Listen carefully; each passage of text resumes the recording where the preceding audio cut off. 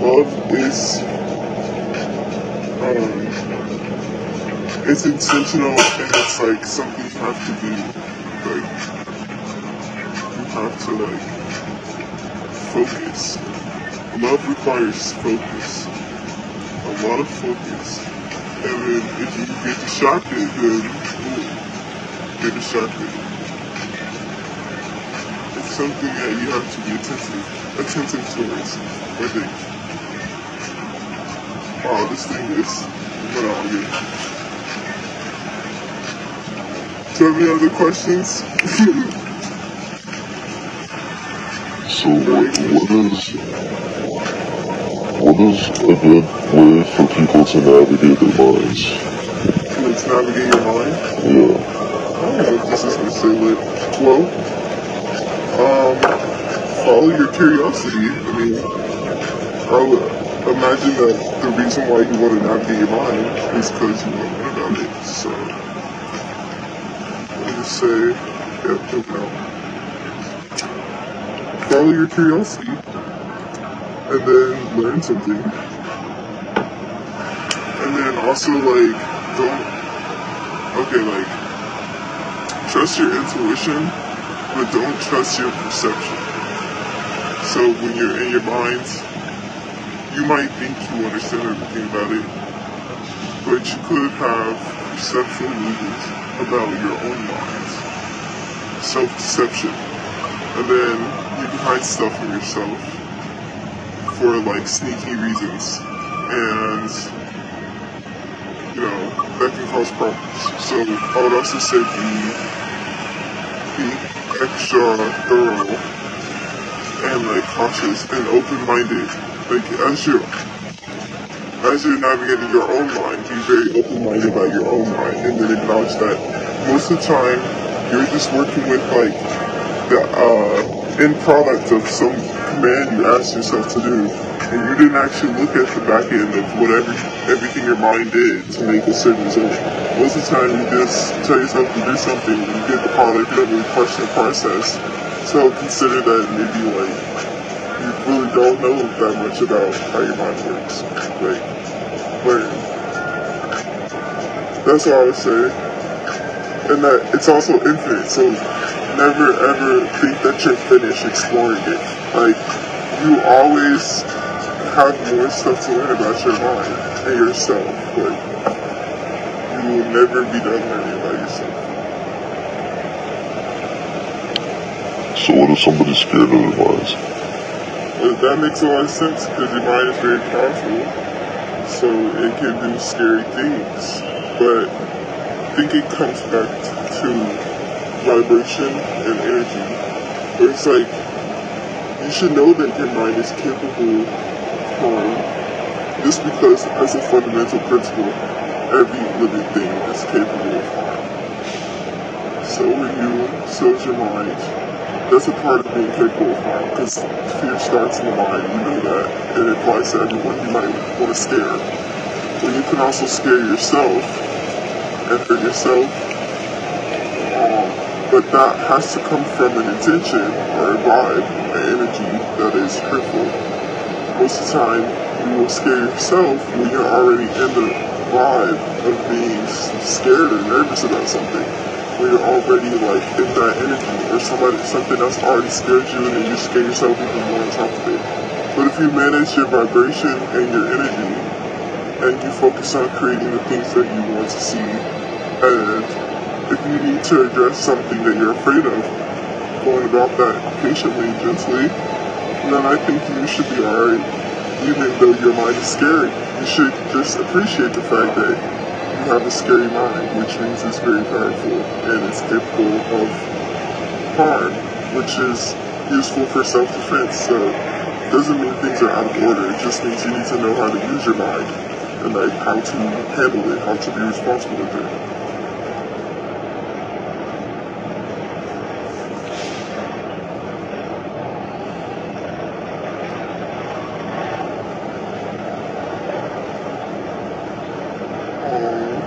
Alright, we're gonna cut this part.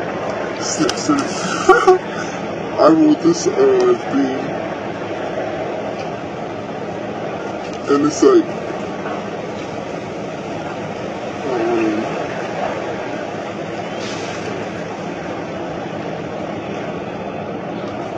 I don't know, you can read it if you want. It has like more questions to go.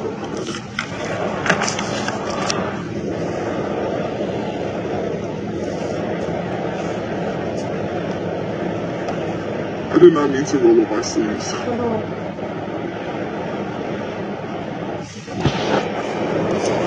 These aren't really questions. I know, but just turn them into questions.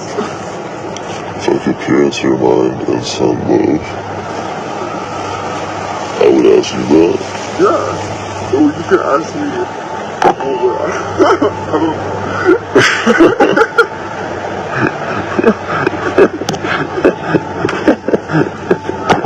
You could ask me if you could peer into anyone's mind and send love, how would you do that? Or something like that. Or just a related question.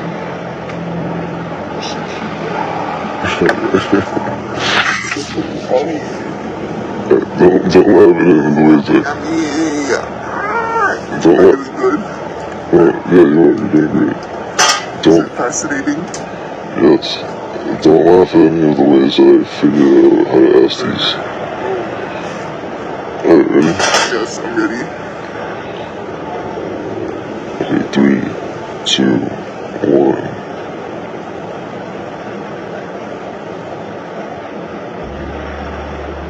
So, if you could peer into the mind of anybody and send love, who would you do that to first and why? I would do this myself first. Because I feel like, you know, the more love I have, then the more I can share. Or the more love to my mind is, the better it will function. And then if I do it to other people, it's going to be even more gas. So you think that you need to fill your own cup before you can fill the cup of others? I think if you have like a limitless resource, you should definitely like spoil yourself first. Because I mean, it can only help. It can't hurt anything.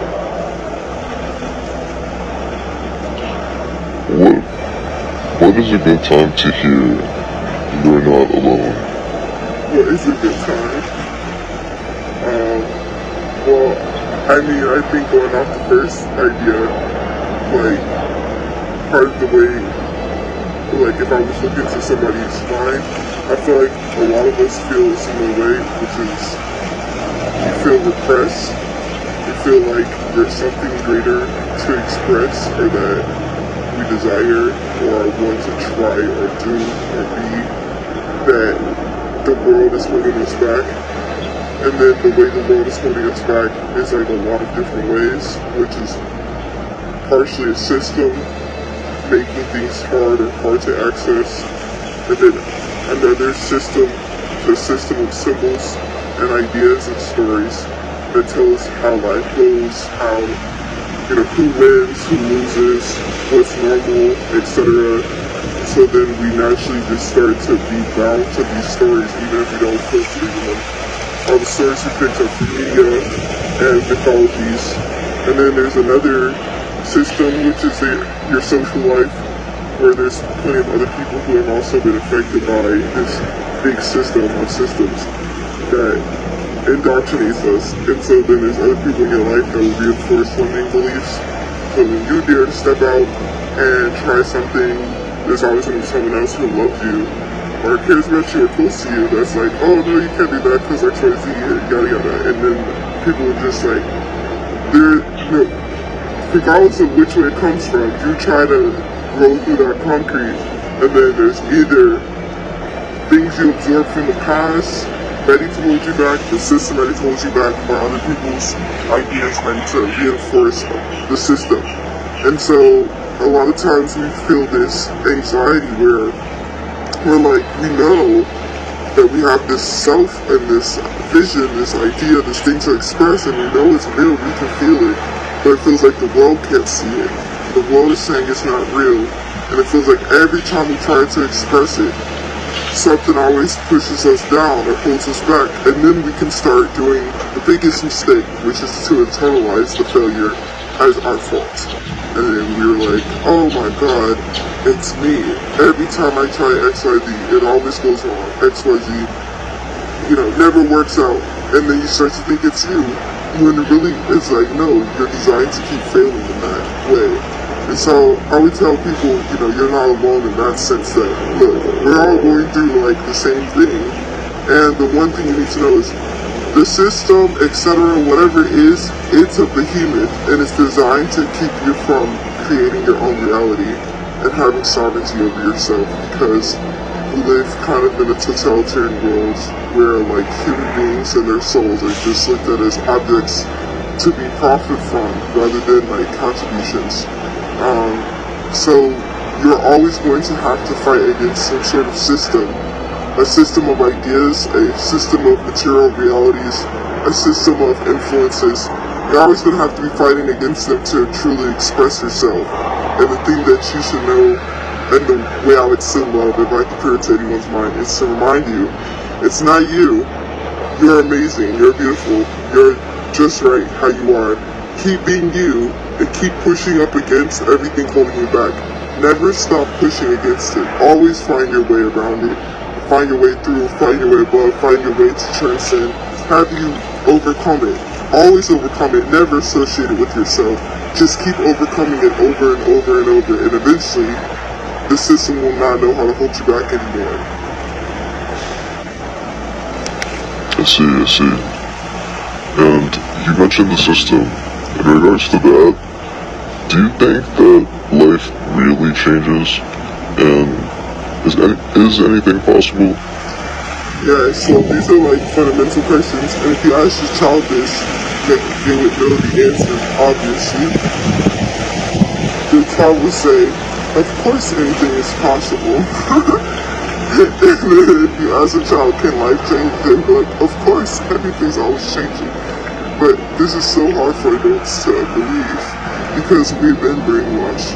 We've been brainwashed in this upside down society. A lot of us are born knowing the truth and already understand. So yes, just like it's always been, anything is possible. The reality is, we live in a universe that, as far as we can tell, is infinite. There's no way to look at all of it at once. There's no way to understand all of it at once. So we're constantly working with unknowns, but within those unknowns lies the anything that's possible, lies all the possibilities. And it's a matter of aligning yourself with a specific reality that you might be interested in, to prove yourself right on this. But you can never prove right that anything is possible, because anything is infinite. So it's just like, the universe is just a journey of discovering all these possibilities happening over and over. And to ask that is crazy. The fact that you exist means like so many fucking, like some incredible sized number of a chance is like the chance that you exist. Like so many things had to align just for you to exist. The fact that you're like a human being on Earth, and we evolved out of single-cell organisms. We used to just be single-cell organisms, and now we have all these, what is it, billions of cells? I don't know, trillions, how many cells we have? Bro, this shit is insane. Like, of course anything's possible. Now we drive in cars, we've got AI, robots, holograms, all these technologies. Of course anything's possible. And yes, of course things change. Like, just look at the last 100 years of human life. Like, everything has changed and things will continue to change. But the direction it goes in, the direction that possibilities go in, and the direction that change goes in, depends on how many minds put their focus on something specific, which is how everything has been changing thus far. So we'll see what happens next, but there needs to be focus, and like, people need to be focusing for the right reasons. A lot of times, very few people are doing anything with intrinsic motivation anymore. Everyone's doing something for some sort of outside thing.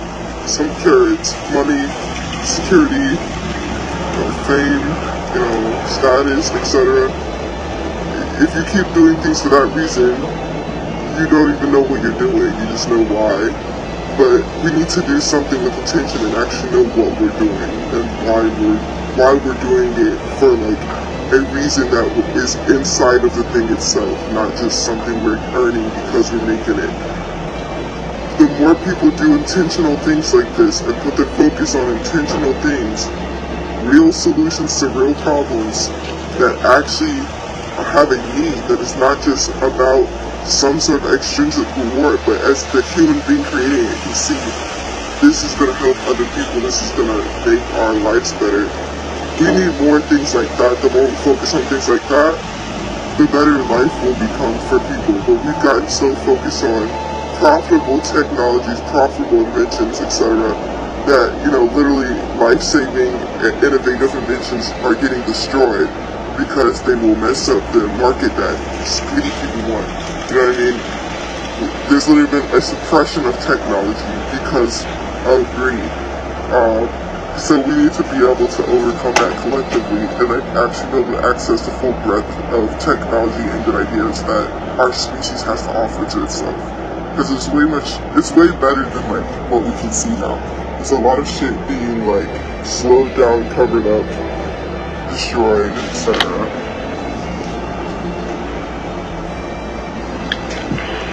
And you mentioned the greed that undoubtedly causes a lot of grief and frustration. How important do you think saying "I see your struggle" will be? What role do you think it could play moving forward? Yeah, I feel like, empathy is very powerful and people need to use it in order to get things done because we live in this world where everything is so defensive. Everything is like, we're puffing out our chest, we're fronting, we're doing all this to communicate, where it's like, we're all a bunch of soft babies underneath all that, and we can pretty much predict what the other person is upset about and what their pain point is. So we need to actually learn how to, acknowledge other people's pain points as a way of communicating and getting along and bargaining, rather than always being on the offensive or being so aggressive. Even with our enemies even have pain points. And we need to not just look at them as like we're going head to head in a battle and like we've got our swords out. And we actually need to look at it as like, what pain is making my enemy behave the way he's behaving? And then what can I do with their pain to entice them to behave the way I want them to behave? That is literally like the way to think about pain when it comes to your enemy. It's not like make them have more pain, because pain is very volatile. The more pain people are experiencing, the more unpredictable their behavior is. And obviously the more risk there is that they are going to pass on to someone else and create more trauma. So making pain or being indifferent to pain is not even really a good idea. Actually using pain to your advantage is actually if we're just acknowledging that we're in a morally flexible society or whatever, people are going to be using people are manipulative, everyone is on some level. Instead of being all aggressive and macho and, intimidating, why don't we actually just use pain intelligently, understand other people's pain, to learn how to work with them better, or make a deal of some kind. But also, if we're trying to take off another layer or strip down another layer of calluses, we don't have to be manipulative or indifferent to other people's pain or only see it as a tool. We can also be like everyone, including my enemies and everything in between, my friends, my enemies, everything in between. Everyone's pain matters, and their struggle matters, and then you can see them, and then, grace happens when you see them. Grace happens when you see the struggle, and you let them know that you see it, and guess what you do for them? You give them permission, which they may or may not take it, to stop performing. They're performing something for you when they're hurting. I'm strong, I'm good, responsible and capable on whatever. They gotta show you something when they're weak. But if you can say, hey, I understand your struggle, then they might feel like, okay, I can just be myself, and then everything's open, and like maybe you can work something out. I don't know, but I just think that's like not important overall, because obviously our communication right now sucks ass. Like we're always arguing with people we love, all the way from our friends, partners, family, loved ones, etc., all the way to strangers on the internet, road rage. Like our communication is just garbage.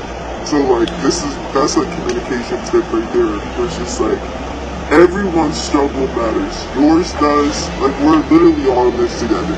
Yours does. Everyone's does. It's all interconnected. Your enemy, the biggest asshole on earth, his pain and struggle matters, and it's interconnected to all of ours. Like literally. Well, it's like a glass house. It's like a house of cards held up by pain. And like whoever melts the pain knocks down the house of cards. So it's like you want to be a powerful person, melt pain, melt it into love. That's how you become powerful, because you're solving everyone's problem. Everyone will fucking love you, need you, if you're a loving person who melts through the pain. They won't tell you about that approach, but it's a pretty gangster approach for real. So, and a lot of people are now waking up to realities where healing is seen as crucial. Feeling what? Feeling like healing is seen as crucial. And what would you say to somebody who's just waking up and maybe hearing that call for the first time? Yeah, I would say, if you're just waking up to the fact that everyone needs to heal, it might feel lame, it might feel like humbling, it might feel kind of icky, uncomfortable, it might feel too close where you're like, oh Lord, like you're all up in your own grill and all that. But I would say just run into it, because it's overdue, and the longer that you don't address with the healing, the longer dysfunction carries on. And like you can't force it, you can't rush yourself. It's not about fixing anything, you're not fixing yourself. None of those toxic, positive energies. But if you feel called to heal, just honestly engage with yourself. Just contemplate. Spend some time alone. Spend some time doing nothing. Reflect a little bit. Let yourself feel. Sometimes you have these emotional knots that are just been building up in our bodies, but we won't let ourselves feel certain uncomfortable emotions. And then it just builds up for so long. And it's like, once you start the healing process, you should be letting that emotional knot loose. Where whatever it is, it's like, I've been afraid to feel this, I've been afraid to feel this, I've been afraid to feel this, I've been afraid to feel this. Oh man, okay. It's okay, I can just feel that. But what is that about? Why do I feel this? And it could just be normal feelings related to life. You could reassure yourself that you're fine and you got this, and that your feelings are valid, and whoever it is that taught you that you can't feel all those feelings, they're wrong, but also that wasn't personal. They taught you that because they're afraid to feel their feelings because someone else taught them that. It's just like a long cycle. Just let that go. Whoever taught you not to feel all your feelings, just let it go. Let yourself feel them all the time, because they're important information. Your feelings don't have to dictate your life. They don't have to control you. Once you learn how to understand and listen to your feelings, you should, be able to stay in control of yourself most of the time. But it's just like, you have to learn how to look at them and understand what are they telling you. Because if you keep ignoring them, you're definitely going to have emotional dysfunction, and you're definitely going to lose control of yourself, because you can't drown them until, they build up. So like, healing is really just a smart choice. It can seem intimidating. It can seem like a lot, or scary, whatever, and it can be comfortable to survive how you normally survive. But just remember, it doesn't have to be this, all the negative things you associate with it doesn't have to be like that. And it doesn't have to be this radical thing where you change so much and you don't remember who you are, or like, your lifestyle just turns over overnight. Like, no. You could take it slow. You could work on whichever parts you're ready to work on. You just set the terms. Just engage. Just engage with healing, and you should feel better.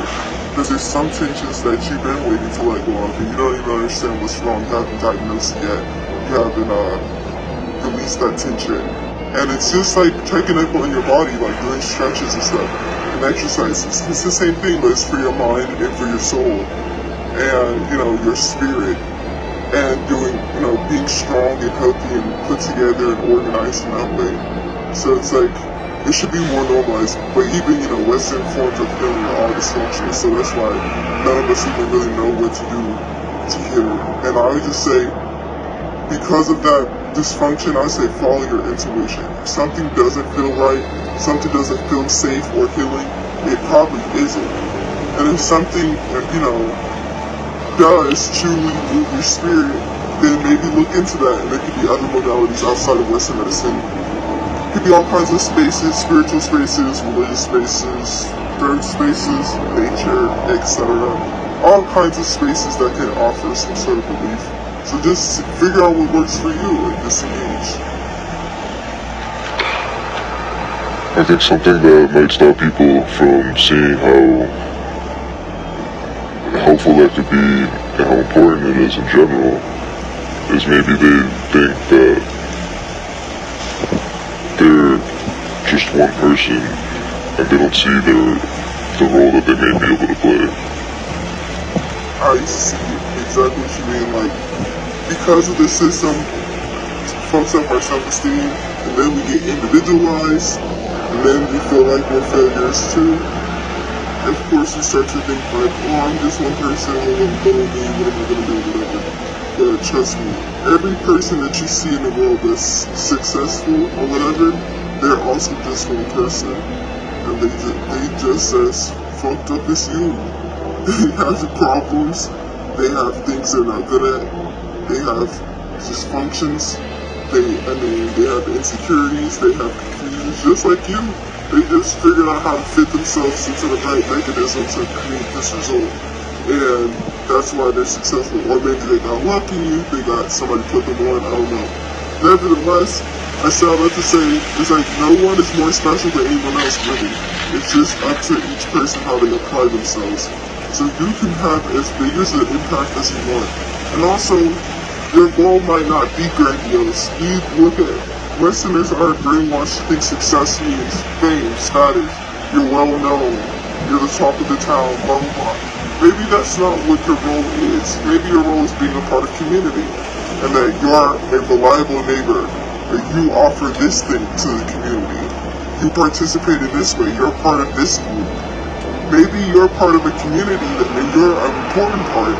And it's not some fancy, you know, position or some sort of attention-grabbing thing, but that's your role and it's important and meaningful. And that might be cool because not everybody wants to be, you know, attracting too much attention or whatever. Like, ditch your Western ideas of success. Like, success is living in harmony. Success is homeostasis with the earth. That's success. Now, you can build anything out of that, but if you ask me, if I had a career that looked successful, I had money, status, all this other stuff, but I was over here harming the earth at the same time, I wouldn't call that successful. I would say there's something dysfunctional about that. There's something sad. Success is simply, can you survive and love on the earth, and it's the earth loving on you, and you loving on your neighbors or your community.